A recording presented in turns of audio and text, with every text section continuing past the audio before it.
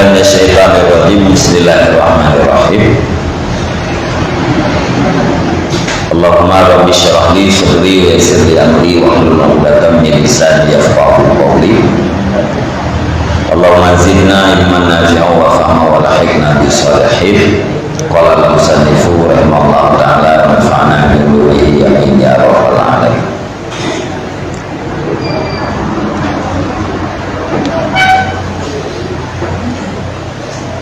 Bayanu alamatu amradil qulubi wa alamati audiha ila sihah.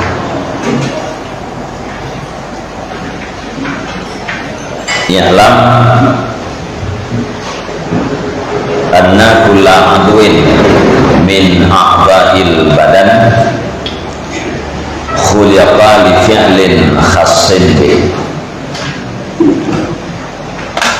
wa innama maraduhu ayyata'zara alaihi fi'luhu alladhi khuliqa lahu hatta la yasduru minhu aslan aw yasduru minhu ma'a naw'in minal ittirab.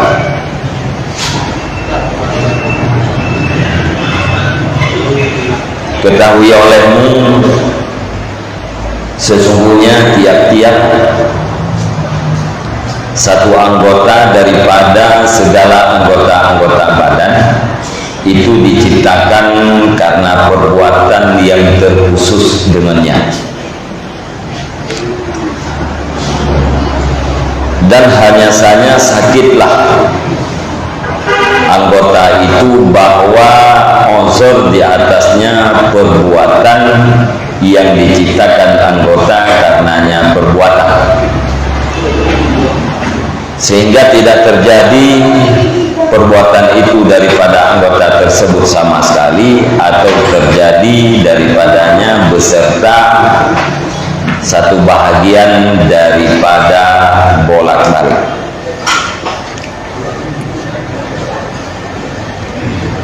Pertama, gedenya berkumpulan Bandung tamaklum. Terjemahan sabu ayat Allah Subhanahu wa taala,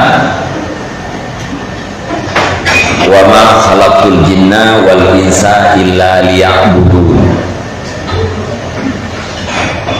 Yang satu ayat yang biasa kita baca paling kurang kasana sering kita yang dengar. Yang terjemahan jih, dan tidak aku ciptakan jin dan manusia kecuali untuk menghambakan diri kepada aku, kata Allah. Artinya hikmah Allah Subhanahu wa taala menciptakan jin dan manusia adalah untuk berubudiyah kepada Allah Subhanahu wa taala. Nyata terjemahnya kan memperhambakan diri kepada Allah Subhanahu wa taala. Dalam bahasa Arab dikatakan dengan ubudiyah. Ubudiyah itu satu kata yang sangat gampang diucapkan, akan tetapi sangat sukar diimplementasikan. Sehingga kita sering membaca di spanduk-spanduk menjelang momen-momen tertentu dalam rangka bulan Pulin, mari kita tingkatkan berubudiyah kita kepada Allah Subhanahu wa taala. Yang sering kita baca dalam rangka menyambut bulan suci Ramadan, mari kita tingkatkan ubudiyah kita kepada Allah Subhanahu wa taala. Sangat gampang diucapkan, sangat gampang untuk diajak, akan tetapi sangat sukar untuk dilaksanakan. Kenapa gampang diucap, sukar dilaksanakan? Karena hakikat daripada ubudiyah itu adalah tidak pernah memprotes, apalagi melanggar terhadap ketentuan-ketentuan Allah. Selama masih ada protes terhadap apa yang ditentukan oleh Allah Subhanahu wa taala, itu bertanda sifat kehambaan kita belum sempurna. Sebab yang namanya hamba itu tidak pernah ingkar terhadap majikannya dan tidak pernah memprotes. Allah Subhanahu wa taala mentakdirkan kita selaku hamba menerima. Jadi hikmah Allah Subhanahu wa taala menciptakan jin dan manusia itu adalah untuk berubudiyah. Kalau kita lihat di dalam penafsiran para ahli ilmu, illa liya'budun itu melainkan dipersiapkan untuk berubudiyah kepada Allah Subhanahu wa taala. Artinya Allah Subhanahu wa taala menciptakan kita selaku manusia dan jin dalam keadaan siap untuk berubudiyah kepada Allah Subhanahu wa taala. Sahal bin Abdullah At-Tustari mengatakan, Allah Subhanahu wa taala menuntut ibadah pada hambanya dengan sebab 3 macam. Karena Allah Subhanahu wa taala memberikan yang 3 macam ini, maka kepada kita dituntut untuk berubudiyah. Yang pertama al-hayat, kehidupan. Yang kedua al-akal, akal, daya pikir, daya nalar. Yang ketiga al-quwah, kekuatan. Diberikan kehidupan, kemudian diberikan akal, kemudian diberikan kekuatan. 3 perkara ini adalah menjadi persiapan untuk beribadat. Artinya apabila yang 3 macam ini, setiap manusia sudah siap untuk beribadat sekalipun dia itu tidak beribadat. Karena tidak mungkin beribadat oleh orang yang tidak punya kehidupan. Di sana Allah Subhanahu wa taala memberikan kehidupan dan memberi juga sesuatu yang menunjang terhadap kehidupan. Kemudian Allah Subhanahu wa taala memberikan akal dan juga diberikan tanggung jawab terhadap kita agar akal yang diberikan oleh Allah Subhanahu wa taala itu dijaga. Sehingga haram di dalam Islam itu adalah menghilangkan akal. Begitu juga dengan kekuatan. Kekuatan itu adalah tafawud, lebih kurang. Kalau kita di dalam beribadah, pertama sekali yaitu berdiri, tidak sanggup berdiri, kemudian duduk, tidak sanggup duduk, ya berbaring, kemudian telentang, sampai-sampai menjalankan rukun-rukun sembahyang itu di dalam hati. Itu bahagian daripada kekuatan. Maka karenanya perlihat boleh gitu. Di dalam Allah Subhanahu wa taala menciptakan manusia lewat bentuk yang zahir dan juga bentuk yang batin. Bentuk yang zahir adalah bentuk jasad tubuh ini. Dan sebagian daripada yang maklum pada tubuh kita Allah Subhanahu wa taala menciptakan anggota-anggota. Dan ciptaan anggota oleh Allah Subhanahu wa taala pada anggota tubuh kita itu adalah bukan asal-asalan. Bukan hanya sekedar perlengkapan. Bukan hanya sekedar keindahan, akan tetapi tiap anggota yang diciptakan oleh Allah Subhanahu wa taala itu diberikan tugasnya, dan terhadap tugas yang diberikan itu Allah Subhanahu wa taala akan meminta pertanggungjawaban di suatu saat, di suatu masa, yakni di hari akhirat kelak. Maka Al-Ghazali mengatakan, "I'lam, ketahuilah kamu, sesungguhnya tiap-tiap anggota daripada anggota badan itu diciptakan karena satu tugas yang khusus." Tugas yang khusus itu idealnya harus berjalan. Pada tiap-tiap anggota itu idealnya tugas itu harus berjalan. Ada kalanya tugas itu tidak berjalan. Boleh jadi karena sebuah alasan yang memang alasan itu ditolerir oleh agama, sebuah kelongsoran yang diakui oleh agama. Boleh jadi tidak berjalannya tugas yang khusus itu bukan karena sebuah alasan yang diakui oleh agama, akan tetapi hanya semata-mata karena membangkang, karena menantang terhadap apa yang diperintahkan oleh Allah Subhanahu wa Ta'ala. Maka apabila tugas khusus itu tidak berjalan pada sebuah anggota, dikatakanlah anggota itu sakit. Anggota yang tidak berjalan tugas khusus disebut dengan anggota yang sakit. Ada yang tidak berjalan sama sekali, ada yang kadang-kadang berjalan, kadang-kadang tidak. Itu yang pertama. Sebagai contoh, famaradul yad ayyat azara alaihil bakshu,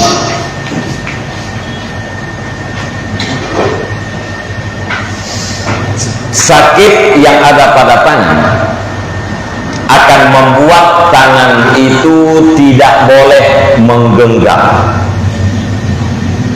atau tidak sanggup untuk melepaskan, tidak mampu mengambil, tidak mampu melepaskan. Sedangkan tugas khusus sebuah tangan secara zahir yaitu untuk menggenggam, untuk memegang, untuk mengambil, untuk melepaskan. Apabila ini tidak berjalan, maka dikatakan tangan itu sakit. Wa maradul ain ayyatanzara 'alaihal ibsar, sakit yang ada pada mata akan membuat mata itu tidak bisa melihat. Ini terlepas apakah lihat yang kita maksud itulah lihat yang dimaksudkan oleh agama atau bukan. Tentu saja kalau lihat yang dimaksud oleh agama adalah melihat sesuatu yang berfaedah terhadap akhirat. Sekurang-kurangnya melihat yang tidak menghasilkan sebuah kerugian, itu sekurang-kurangnya. Sekalipun itu bisa melelahkan di akhirat kelak. Kita hari ini melihat sesuatu yang tidak berdosa, akan tetapi penglihatan-penglihatan kita itu akan melelahkan kita di hari akhirat, karena tidak ada kedipan mata, tidak ada kerilingan mata yang luput daripada pertanggungjawaban. Itu adalah perbuatan yang paling kecil. Kerilingan atau kedipan itu perbuatan yang paling kecil, tetap ada pertanggungjawaban. Kalau memang kita melihat sesuatu yang tidak berdosa dan juga tidak berpahala, sesudah diperiksa apakah mendapat azab? Ya tidak. Akan tetapi panjangnya hisab, detailnya hisab di hari akhirat itu adalah bagian daripada azab. Sehingga orang-orang yang masuk surga sesudah hisab, sekalipun dia tidak mendapatkan azab neraka, sesudah hisab yang panjang masuk surga, tidak pernah mendiami di dalam neraka. terhadap orang yang semacam itu tidak bisa dipersiapkan, tidak bisa dikatakan orang itu dipersiapkan untuk surga, atau tidak bisa ditahniah.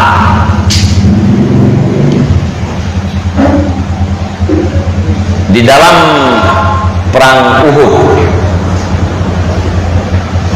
sesudah peperangan itu reda, Rasulullah beserta para sahabat membersihkan medan peperangan. Beliau turun melihat siapa yang syahid, siapa yang terluka. Kebetulan Rasulullah mendapatkan seorang anak. Kalau di dalam kitab dikatakan dengan ghulam. Ghulam itu masih kategori anak-anak. Rupanya anak tersebut pergi ke dalam peperangan itu dalam keadaan lapar, yang dibuktikan oleh sebongkah batu yang terikat di perutnya. Orang-orang dulu itu kalau tidak makan, perutnya itu diikat. Anak ini ada sebongkah batu terikat di perutnya. Kemudian ibunya datang mengusap debu yang ada di muka anaknya. Sambil mengusap debu, ibunya berkata, "Hani allakal jannah ya bunaya." Selamat bagi engkau surga wahai anakku. Dipersiapkan surga bagi engkau wahai anakku. Rasulullah mendengar apa yang dikatakan sang ibu. Rasulullah bertanya kepada ibu itu, "Wa ma yudri?" Siapa yang memberitahu bahwa surga dipersiapkan untuk anakmu? Kadang-kadang anakmu itu di dalam hidupnya pernah bertutur, pernah berbicara dengan sesuatu yang tidak penting. Kalam malayak nih, berbicara sesuatu yang tidak penting, makna sesuatu yang tidak penting, tidak mendapatkan pahala di saat kita sampaikan, dan tidak berdosa di saat kita diam. Itu katanya, itu yang dimaksud dengan kalam, pembicaraan yang tidak penting. Sehingga Rasulullah di dalam sebuah hadis mengatakan, min husni islamil mar'i, min husni islamil mar'i tarkuhu malayani. Sebahagian daripada tanda-tanda kebagusan Islam seseorang itu adalah meninggalkan sesuatu yang tidak penting. Artinya Rasulullah tidak setuju apa yang dikatakan oleh ibu ini, bahwa surga dipersiapkan bagi engkau wahai anak. Padahal anak ini adalah syahid di dalam perang Uhud. Siapa bilang orang syahid itu tidak masuk surga? Satu. Yang kedua, Ka'ab tidak terlihat oleh Rasulullah dalam beberapa hari, sehingga Rasulullah bertanya kepada para sahabat, "Di mana Ka'ab? Saya tidak melihatnya dalam beberapa hari." Para sahabat menjawab, "Ka'ab dalam keadaan sakit ya Rasulullah." Kemudian berangkatlah Rasulullah menuju ke rumah Ka'ab. Sesudah Rasulullah masuk, Rasulullah berkata, "Absyir ya Ka'ab, bergembira olehmu wahai Ka'ab." Kemudian ibunya berkata, ibu Ka'ab, "Hani allakal jannah ya Ka'ab." Selamat bagi engkau surga wahai Ka'ab, dipersiapkan bagi engkau surga wahai Ka'ab. Rasulullah bertanya kepada Ka'ab, "Man hadhil muta'alliyah?" Siapa perempuan ini yang mengabaikan terhadap Allah Subhanahu wa ta'ala? Ka'ab menjawab, "Hazihi ummi ya Rasulullah." Ini ibuku ya Rasulullah.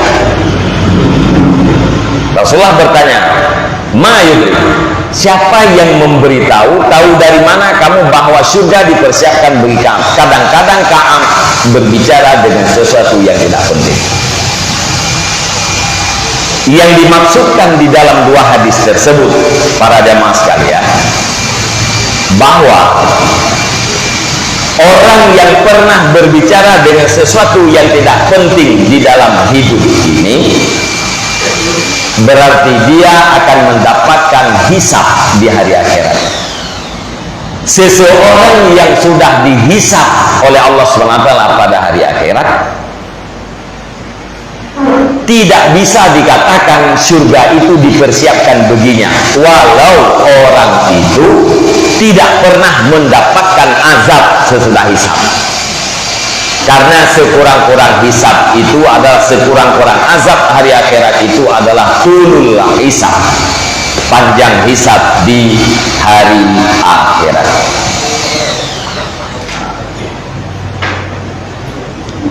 Kemudian yang sedang kita bicarakan, apabila mata itu melihat kepada sesuatu yang bermanfaat, berarti mata itu menjalankan tugas. Apabila melihat sesuatu yang tidak bermanfaat, berarti mata itu tugasnya tidak berjalan. Atau apabila mata itu normal melihat apa saja yang dia lihat, maka kita katakan mata itu sehat. Secara zahiriahnya, apabila mata tidak melihat di dalam jarak yang normal, maka dikatakan mata itu tidak sehat. Dan selanjutnya pada anggota-anggota yang lain.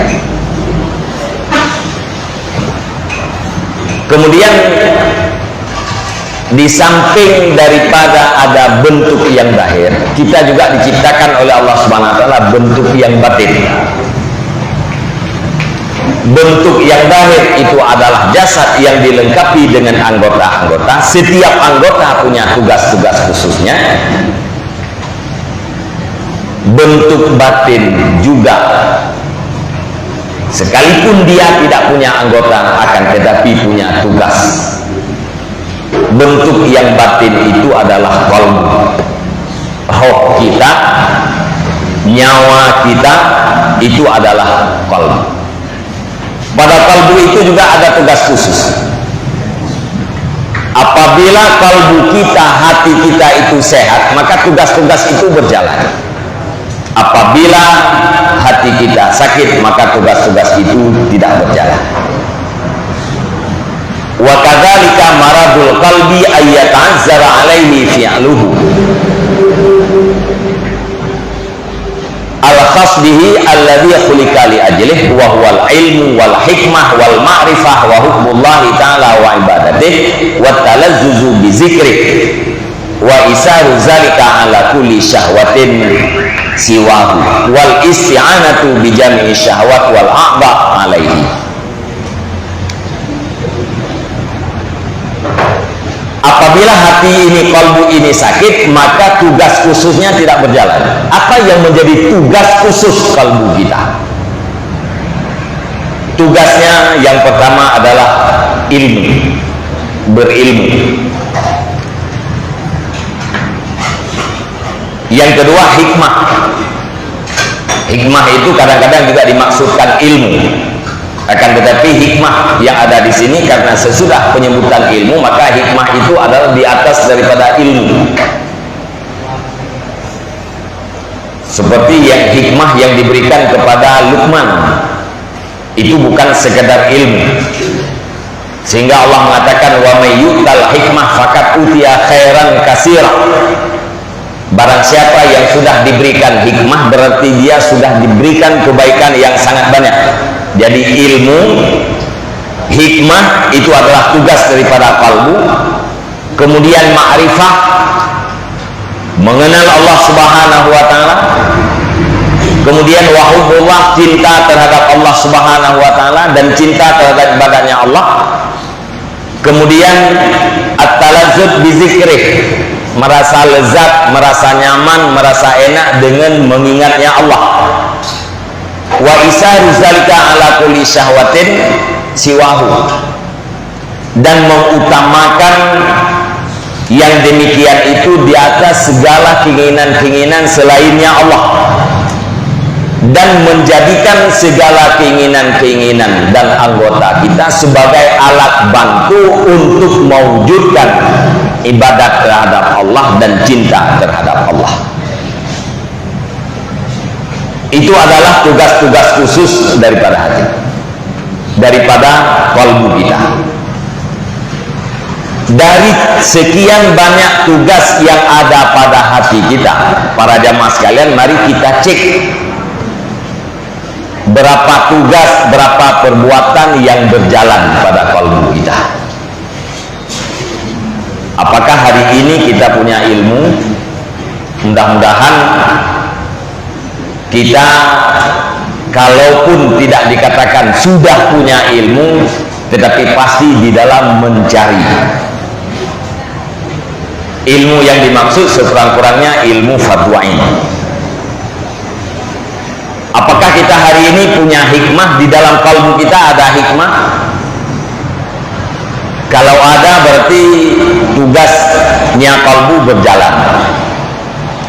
Kemudian apakah kalbu kita hari ini mengenal Allah lewat sifat-sifat yang wajib baginya, lewat sifat-sifat yang harus dan yang mustahil baginya? Apabila itu kita mengerti, berarti kita sudah mengenal Allah Subhanahu wa Ta'ala. Dalam kategori kita sebagai orang awam, saya juga termasuk awam. Apabila sifat-sifat ini sudah kita mengerti, berarti kita sudah mengenal terhadap Allah Subhanahu wa Ta'ala. Begitu juga dengan tugas selanjutnya, cinta terhadap Allah, cinta terhadap agama Allah, cinta terhadap ibadat Allah. Mari kita pertanyakan kepada pribadi kita masing-masing, sampai di mana cinta kita terhadap Allah dan ibadat. Apakah sebanding dengan cinta kita terhadap istri kita, seorang istri cinta terhadap suami, seorang ayah cinta terhadap anak? Apabila berhadapan antara anak kita dengan tugas-tugas yang lain, kira-kira mana yang kita dahulukan, anak kita atau tugas lain? Secara tabiat, apabila berhadapan kepentingan anak dengan kepentingan orang yang lain, pasti seorang ayah itu mendahulukan kepentingan anaknya. Itu berarti cinta kita terhadap anak yang kita utamakan. Apabila berhadapan kepentingan agama dengan kepentingan yang bukan agama, kira-kira mana yang kita dahulukan, kepentingan agama atau bukan? Kalau yang kita dahulukan itu kepentingan agama, berarti kita sudah cinta terhadap agama Allah. Begitu juga dengan ibadah.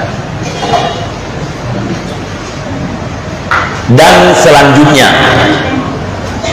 daripada tugas-tugas kalbu atau tugas-tugas batin kita yang lain, nyan bandum atra yang terbaca hayo, atra yang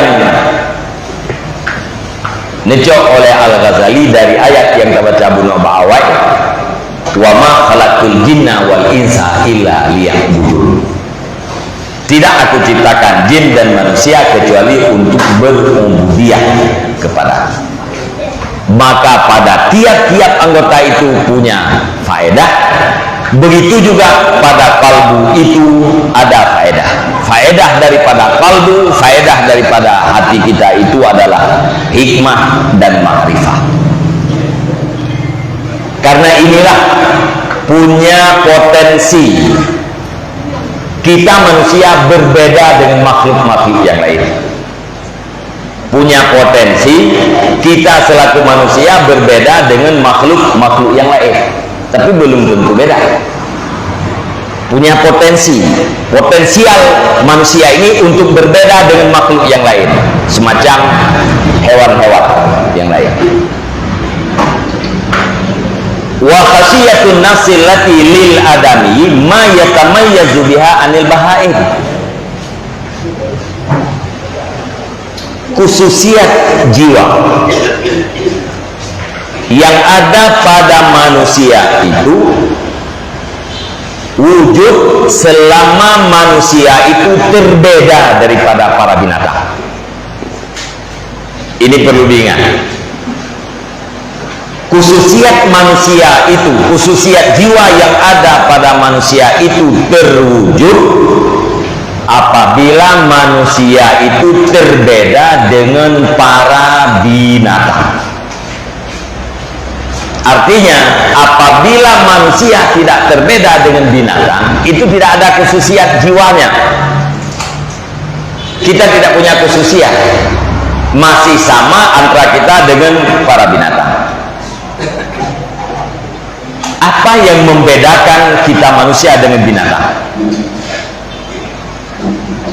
Fa'inahu lam yatamayyaz anha bil quwwah 'alal aqli wal yaqa' wal ibsar aw ghairiha bal bi ma'rifatil asya' 'ala ma hiya 'alaih. Maka sesungguhnya manusia itu tidak akan terbeda daripada binatang dengan sebab punya kekuatan untuk makan dan bersetubuh dan melihat dan lainnya. Akan tetapi manusia itu akan berbeda dengan binatang apabila manusia itu mengenal yang sebenarnya. Dengan kekuatan makan sama antara kita dengan binatang. Kita manusia punya kekuatan untuk makan, binatang juga punya.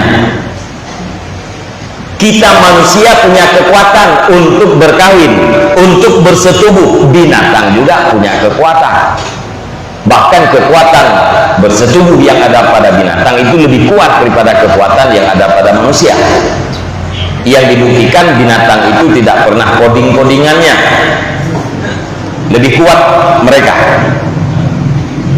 Manusia tidak akan berbeda dengan binatang dengan kekuatan penglihatan. Binatang juga melihat, dan juga binatang tidak akan, kita manusia tidak akan berbeda dengan binatang dengan mengenal mana yang mudarat dan mana yang bermanfaat. Hanya sekedar menghindari daripada yang mudarat, karena yang namanya kambing itu pasti akan menghindar daripada harimau. Sekalipun kambing itu tidak punya akal, tetapi dia tahu bahwa harimau itu adalah predator terhadap mereka. Secara tabiat dia mengenal bahwa harimau itu adalah yang menghasilkan kemudaratan terhadapnya. Maka yang menjadi pembeda antara manusia dengan binatang itu adalah makrifah kita terhadap Allah Subhanahu wa ta'ala. Seandainya kita mengenal terhadap segala sesuatu yang selain Allah, akan tetapi Allah tidak pernah kenal, maka itu tidak ada yang membedakan antara kita dengan binatang. Sebaliknya, kita mengenal Allah selain daripada Allah tidak kita kenal, itu sudah punya khususiat jiwa yang ada pada kita manusia. Terakhir, yang biasa terjadi, seluruh penyakit yang ada pada tubuh, pada bentuk zahir, semua manusia itu cepat tahu. Sesudah tahu dia akan berusaha untuk mengobati. Kalau dia punya harta, dikorbankan seluruh hartanya agar penyakit yang ada di tubuhnya itu bisa sembuh, sekurang-kurangnya berkurang. Tidak ada manusia yang sakit yang tidak punya hasrat untuk berobat. Tetap punya hasrat untuk berobat, sekalipun tidak punya kesanggupan yang maksimal. Itu biasa. Akan tetapi penyakit yang ada di dalam hati, jangankan untuk berobat, kadang-kadang pemiliknya itu saja tidak tahu bahwa dia dalam keadaan sakit. Dia tidak sadar dalam keadaan sakit. Bagaimana mungkin dia berusaha untuk berobat? Padahal penyakit yang ada pada tubuh, apapun nama penyakitnya, seberapapun sakitnya, tetap berakhir dengan kematian. Tidak ada orang sesudah mati masih kanker, tidak ada. Tidak ada orang sesudah mati masih dalam keadaan gila, tidak ada. Tidak ada orang sesudah mati masih dalam keadaan DM, tidak ada. Semuanya berakhir dengan kematian. Dan sakit-sakit yang ada pada tubuh itu tidak akan berefek kepada terminal akhir kita. Sementara sakit yang ada pada kalbu akan dibawa mati. Sakit yang ada pada kalbu tidak berakhir dengan kematian, tapi terus berlanjut sesudah kematian, berefek dengan kematian dan sesudahnya kematian. Contoh, apabila kita hari ini tidak mengenal Allah, tidak kenal Allah, itu bertanda hati kita sakit. Efeknya menjelang kematian. Kadang-kadang orang mati di luar daripada iman. Kenapa mati di luar daripada iman? Lewat godaan-godaan iblis.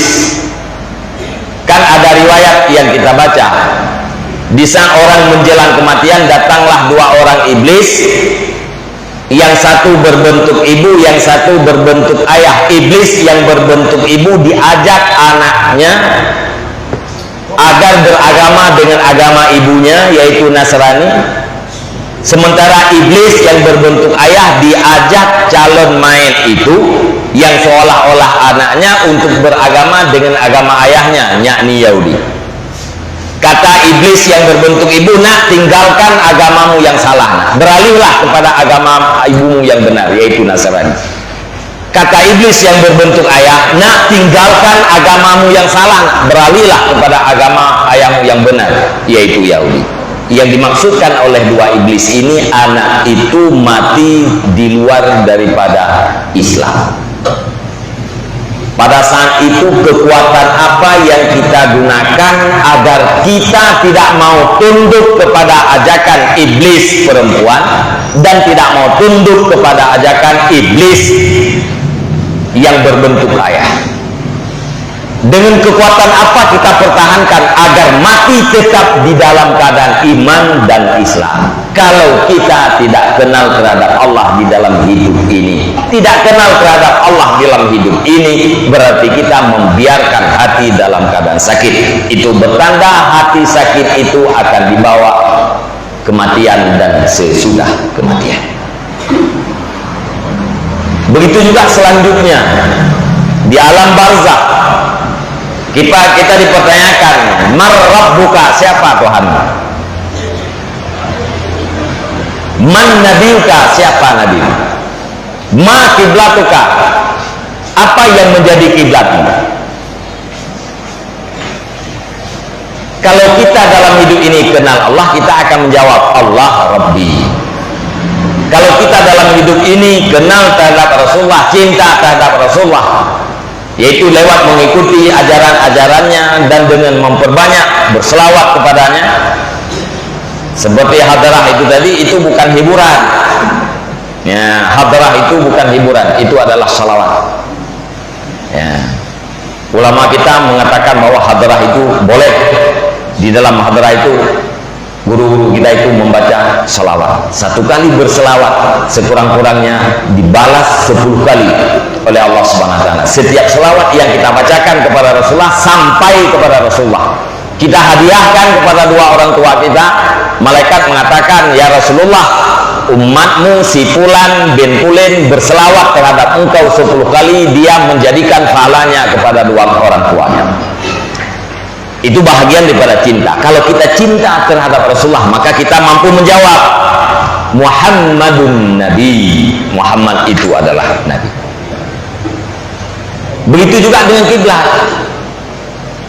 Apabila dalam hidup ini kita menghadap kiblat, maka kita akan menjawab, Al-Ka'batu kiblati, Ka'bah itu adalah kiblatku. Karena jawaban-jawaban yang diberikan di alam barzakh itu bukan kekuatan IQ.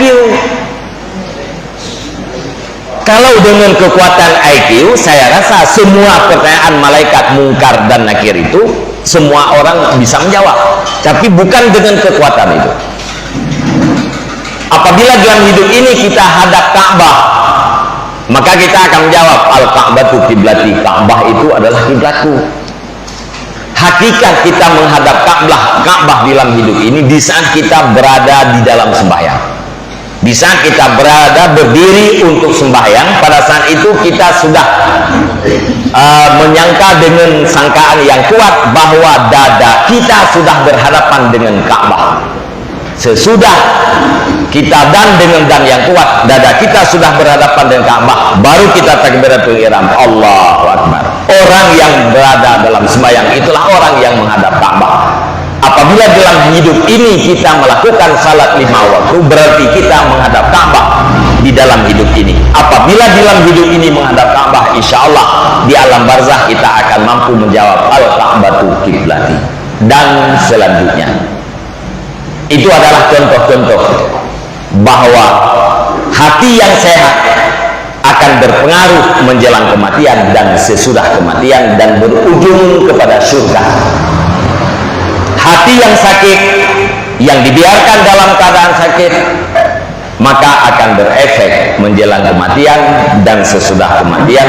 Na'udzubillah apabila berujung kepada neraka. Maka karena ini kita diperintahkan untuk berdoa kepada Allah Subhanahu wa taala paling kurang sehari semalam 17 kali. Sehari semalam 17 kali. Lewat sembahyang 5 waktu.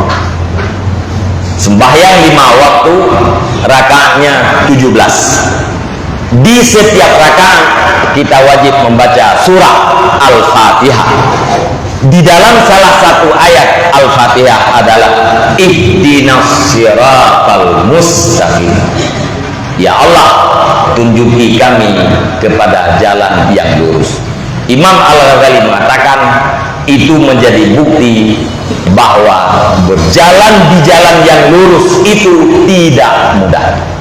Jalan yang lurus, agama yang lurus, akhlak yang baik itu tidak mudah. Terus diperbaiki dan kita mengoreksi segala sesuatu yang tidak baik, berusaha untuk berpakaian dengan sesuatu yang baik. Hadirin para jamaah sekalian, hakikat daripada tugas-tugas anggota itu adalah gunakan anggota pada sesuatu yang bermanfaat. Tugas mata melihat sesuatu yang bermanfaat hari akhirat. Tugas lidah mengucapkan sesuatu yang bermanfaat hari akhirat. Tugas tangan melakukan sesuatu yang bermanfaat hari akhirat. Kaki berjalan kepada tempat yang bermanfaat. Perut jangan masukkan sesuatu yang mudarat di hari akhirat. Begitu juga dengan telinga, dengarkan sesuatu yang bermanfaat. Jangan dengarkan yang berdosa, jangan melihat yang berdosa, jangan ucapkan sesuatu yang berdosa. Apabila semua itu berjalan, maka anggota zahir kita benar-benar dalam keadaan sehat, dan sehatnya anggota zahir itu menjadi dalil bahwa kalbu kita sehat, karena antara kalbu dan anggota itu saling naik turun, tolak tarik. Dari baiknya hati dibuktikan oleh anggota. Kebaikan yang ada pada anggota terbukti bahwa hati itu adalah baik. Saling berkaitan bagaikan mata rantai. Baiknya hati, baiknya di luar. Baiknya di luar menjadi sebuah tanda terhadap baiknya di dalam. Saya rasa itu saja penyampaian. Tidak usah panjang-panjang. Walaupun yang saya sampaikan ini juga lebih panjang ketimbang daripada matan yang saya bacakan, karena tidak mungkin kita bacakan secara teratur dalam waktu yang begitu singkat. Mudah-mudahan para jamaah sekalian terhadap apa yang saya sampaikan bisa dimengerti, dan dengan pengertian itu kiranya Allah Subhanahu wa taala terus memberikan keinginan-keinginan kepada kita agar terus mencari dan menuntut ilmu-ilmu yang bermanfaat terhadap kita. Terima kasih. Wallahu a'lam bishawab wa ilaihil marji' wal ma'ab.